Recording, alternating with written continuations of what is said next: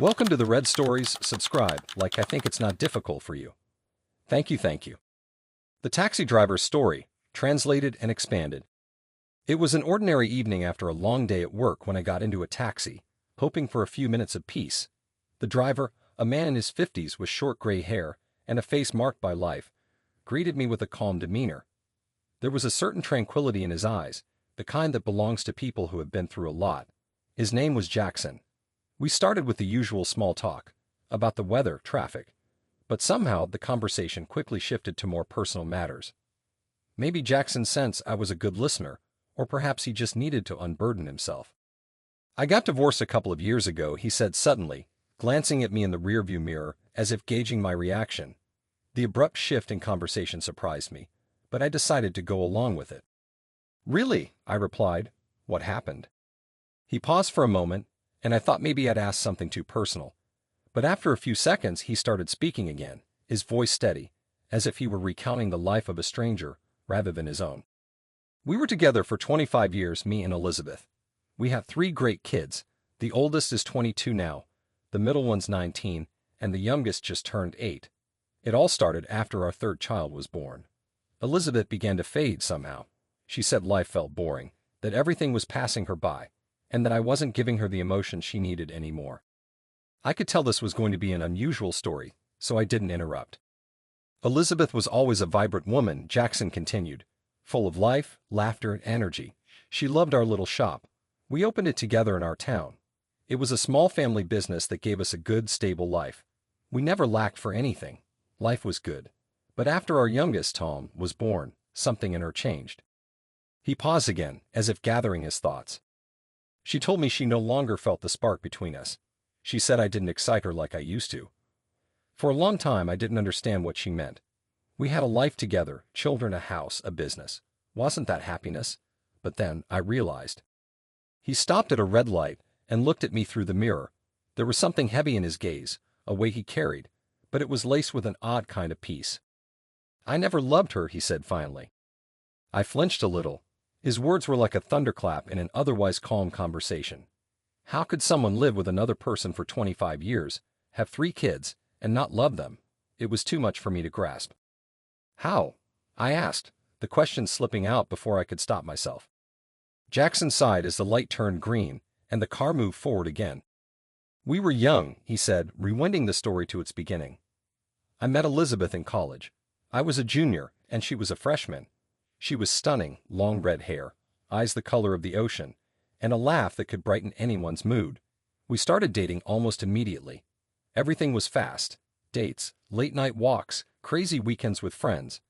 But I never felt that deep pull, the kind of love where you're ready to do anything for the other person. That was never there."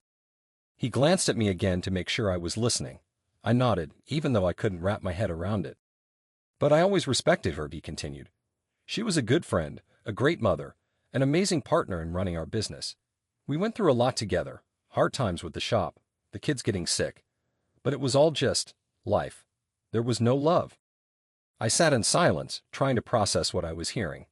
Jackson seemed lost in his own thoughts too, revisiting his past. "When Tom turned 5, he resumed, Elizabeth came to me and said we needed to talk. It was one of those conversations that changes everything. She admitted that she felt something was wrong for a long time, that she wasn't happy. She didn't want to betray me by having an affair, but she needed more from life than what we had. She wanted freedom." Jackson paused, allowing me to absorb his words. "I didn't know what to say at first," he admitted. "We sat down, I poured myself a whiskey and her some wine. We talked. I took some time to think about it, but honestly, there wasn't much to think about. I didn't love her. Sure, I respected her, but how can you keep someone who's suffering? She didn't want to break our marriage by cheating, and I respected her even more for that." "What happened next?" I asked, sensing the story was nearing its climax. "We divorced," Jackson said calmly, as if recounting a minor event. "Peacefully, with mutual respect. She moved to a small house by the coast in South Carolina, just like she always dreamed. She took Tom with her. We agreed I'd visit him regularly. She's happy now, finally living the life she wanted." I nodded, listening to his steady voice, but one question gnawed at me. "And what about you? How did you cope with all this?" I asked. Jackson smiled slightly, as if he'd been asked this question many times before. "I'm happy to," he said simply. "We both found new relationships. She's with some artist now, and I've finally found someone who makes me feel what I never felt with Elizabeth. Now I know what love is." As the taxi pulled up to my house, I was about to get out when another thought struck me. "Wait," I said, turning back to him. "You said you never loved her. How do you live with someone for 25 years, have kids, and not feel anything?" Jackson looked at me seriously, then shrugged. "You know, sometimes people just get used to each other. We were young. We had kids, work, family life. It distracts you, and at some point, you just stop asking yourself questions.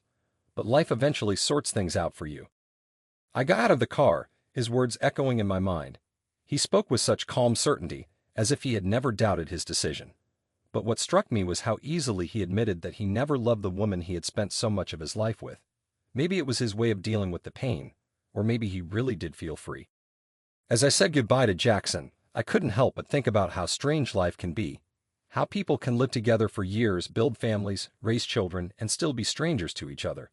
Yet, somehow, they find the strength to let go and start over. That night, I couldn't sleep, thinking about the conversation. But I couldn't shake the feeling that something was missing, some detail that he hadn't mentioned. A few days later, I took another taxi. To my surprise, it was Jackson again. He recognized me and smiled. "Back again, huh?" he said as I got in. I smiled back. "Yeah, looks like fate brought us together once more," I replied. We started chatting about the usual things, weather, traffic. But I couldn't help returning to the story he had told me the week before. "Jackson, that story you told me, it's been on my mind," I said, trying to find the right words. He smiled knowingly. "What part of it?" he asked, glancing at me in the mirror. "You said you never loved your wife. I just can't wrap my head around it. How can someone live with another person for 25 years and not feel anything?" Jackson chuckled softly, his eyes briefly returning to the road before he answered. "That's a good question," he said thoughtfully. "And you know, I asked myself that many times. When we first met, everything was exciting. We were young, full of hope for the future. I thought maybe love was just a habit. You find someone who's comfortable to be with, and you stay. We did everything together, opened a shop, raised kids, supported each other through tough times. But it wasn't love, not in the way people think of love. There was no passion, no deep emotion." He paused again, looking to see how I would react. I stayed quiet, trying to absorb his words. "Sometimes people come together not out of love, but out of convenience," Jackson continued. "At first, it feels right. You have someone by your side, someone who helps and supports you, and you think that's enough. But over time, you start realizing something's missing. Or maybe it was always obvious, but you just didn't want to admit it." "And what about the kids?" I asked. "Didn't they notice anything?" Jackson's face grew serious. "We didn't tell them we divorced until the older ones were 14. We didn't want to traumatize them. It's a tricky thing, keeping up appearances for so long. We didn't want to hurt them. But eventually they had to know." He paused again, the weight of his decisions clearly etched on his face. "I never regretted having kids," he said. "They were the best thing that came from my relationship with Elizabeth. But you know, kids don't save a marriage. We were good parents. We did the best we could, but that didn't change the fact that we weren't truly close." "So how did you cope with it?" I asked, trying to understand how he had lived with this inner conflict for so long. "I threw myself into work," Jackson admitted.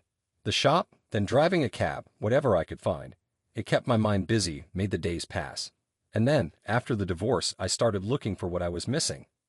It took time, but eventually I found it. Now I'm with someone who makes me feel alive." As we reached my destination, Jackson turned to me one last time before I got out. "Life is strange," he said with a half smile. "You never know where it's going to take you. But one thing's for sure, you can't fake love forever. Sooner or later, the truth comes out." I nodded, stepping out of the car and closing the door behind me. Jackson's story stayed with me for days, a reminder that even the most stable-seeming lives can hide profound truths. And sometimes, the greatest act of love is knowing when to let go.